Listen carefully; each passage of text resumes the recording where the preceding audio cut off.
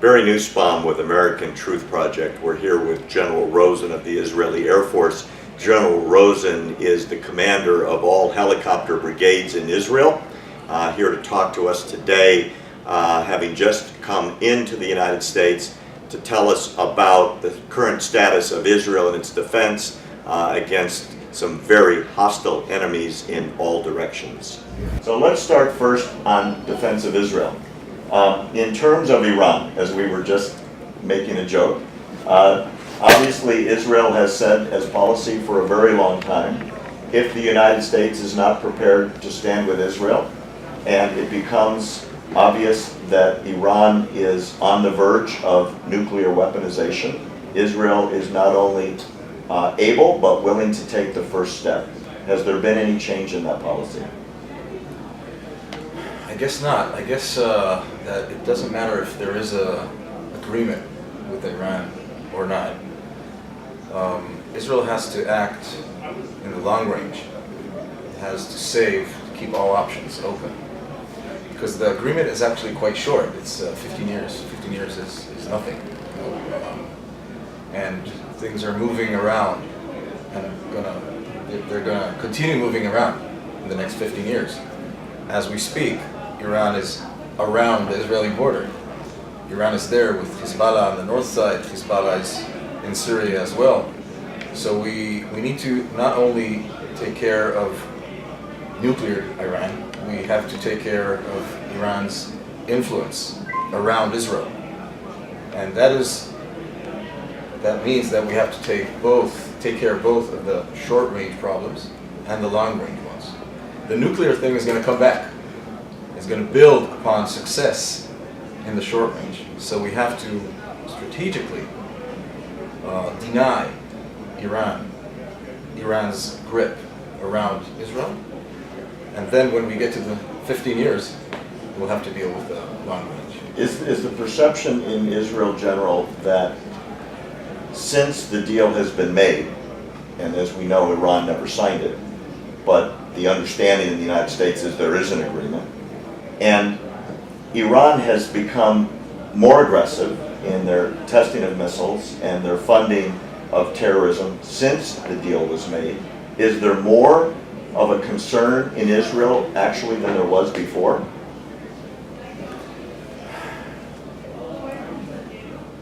We cannot deny that it's a good thing that there is some kind of agreement, okay?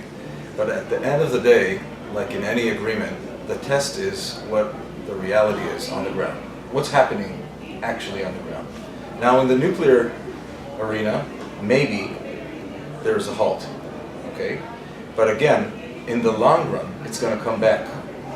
If information is there, and if they're going to continue and build their knowledge and test and missiles, what's the message? What's the message from that fact?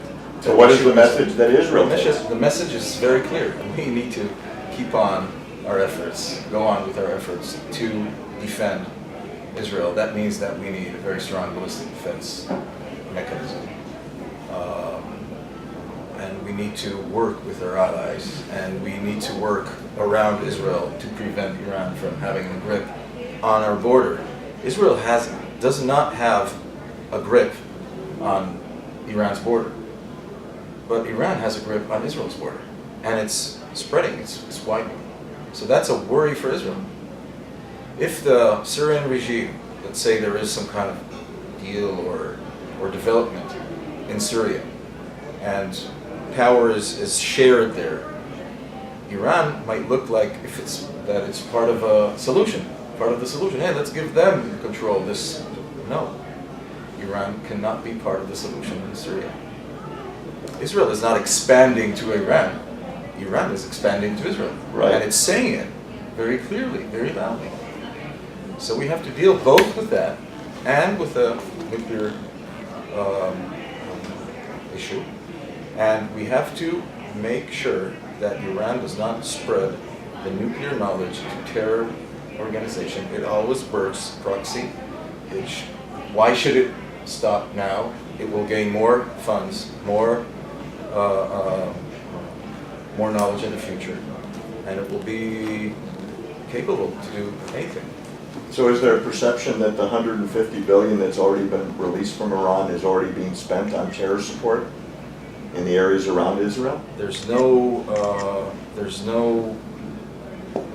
nothing that indicates that it's going to change. It's just going to make them stronger, and that this vector is going to continue. They're supporting whoever they can support that intimidates Israel, whether it's Hezbollah or Hamas, even though they're not, the same religion, and fighting each other and killing each other in Syria. So it's, whoever can threaten Israel, will get supported by Iran. That's, that is something which is on the table. And is there a perception now in Israel that ISIS is close to the borders of Israel in the north, or ISIS sympathizers? There is a worry. It's on our borders physically. We have ISIS on the south part of the Golan Heights now, and in Sinai. Both factions are inflicting a lot of damage to the Egyptian army in the Sinai Peninsula. And in the Golan Heights, they're gladly fighting al-Nusra, so they're quite busy. But the day will come. We're all infidels, so it's very easy. Again, nothing to hide. They're saying they're putting us in a line, and next in line, and eventually they will get there. If necessary, will Israel cross the border to engage with ISIS if it becomes a threat? Israel, I think, will defend its citizens in any case that the Islamic State will threaten Israel. It has done that before. It will continue doing that. I guess in any case. Who in Israel now would you say within the military is the biggest threat, short-term and long-term? To Israel? To Israel. Short-term and long-term, Hezbollah. Okay? Which is Iran. Short-term and developing, Islamic State and all other factions and terror organizations. Hamas is there, and we have a tendency to go back and forth to Gaza and fight Hamas. I hope we succeed in lowering this threat, and especially I hope for the people in Gaza that Hamas will be responsible, and instead of investing in tunnels and missiles, use that funds they get from all over the world for their own people. That doesn't seem likely in terms of what they've done with all of the money since they've taken power away from the Palestinian Authority.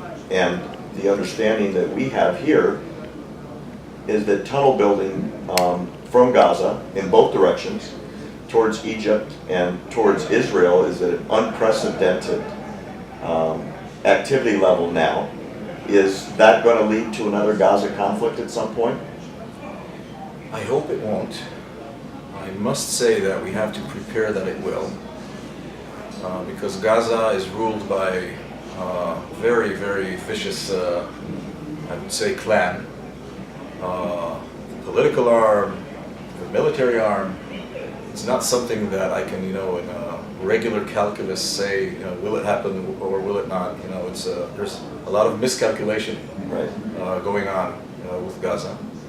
But I must tell you, we tend I would say in our Western minds to look for solutions, and if possible, quick. It's important for democracy, for politicians, for politics. But I think, in Arabic there's a word, it's called sumud. It's, patience. We have a problem around us, many problems, many different problems. We won't reach solutions so fast. We also need, Israel is part of the region where we live in the region. We don't need anyone to tell us there's no problem with persistence. We live there. We need to be persistent because it's our home, our homeland. But we need to be very patient because we're not going to change the Arab way of thinking so fast. So we need to be patient. We cannot changed regimes. We've gone past that. Put this guy we like and this guy we don't like. It doesn't work like that. Life's much more complicated. And I think the main thing is our neighbors all around, the ones that decided that Israel is not a problem, it's part of the solution to the Middle East, are doing good. Well, let's talk about that for a second. The Sunni states seem to be, especially Saudi Arabia and Jordan, seem to be the most open to cooperation, even on a defense sense, with Israel's military than ever before, specifically with the Air Force. Can you tell us a little about the joint cooperation that's going on? What I can tell you that there is a lot of cooperation going on between the countries. Most of it is under the table. I will not, elaborate on that. But I think good things are evolving, and I think it's best, because of the delicate situation we are in, it's best that it's kept like that way. But again, I really think that it's important to understand, and I say that to all our friends around that live with us, Israel is part of the solution, not part of the problem. And if we cooperate against the common threats, I think we will get to a better place than instead of fighting all ways. Good. It's just won't work. Terrific. Thank you very much, General. Thank you. Appreciate it so much.